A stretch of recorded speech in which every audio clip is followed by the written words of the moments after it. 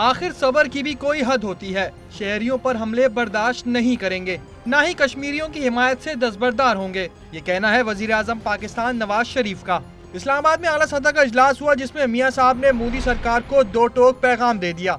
वजीर आजम कहते हैं सीज फायर की खिलाफ वर्जी पर आखिरी हद तक सबर का मुजाहरा कर चुके। बेगुनाह शहरियों पर जानबूझकर हमले किसी सूरत बर्दाश्त नहीं किए जाएंगे। भारत को समझ लेना चाहिए कि पाकिस्तानी अवाम कश्मीरी भाइयों को तनहा नहीं छोड़ेंगे और उनकी हिमायत जारी रहेगी। वजीर आजम ने एक बार फिर आलमी बिरादरी को मुखातिब करते हुए कहा कि भारतीय फौज के हाथों मासूम शहरियों को निशाना बनाने का नोटिस लिया जाए। आलमी बिरादरी भारत की LOC की मुसलसल खिलाफ वर्जी से पैदा होने वाले तनाव को कम करने में किरदार अदा करे। मुसाफिर बस के जख्मियों रेस्क्यू करने वाली एम्बुलेंस पर हमला इंसानी हुकूक की खिलाफ वर्जी है। इजलास में मुशीर खारजा सरताज अजीज, मावन खुसूसी तारिक फातमी, कौमी सलामती के मुशीर Nasir Janjua, DG ISI lieutenant general Rizwan Akhtar और दीगर भी शरीक थे।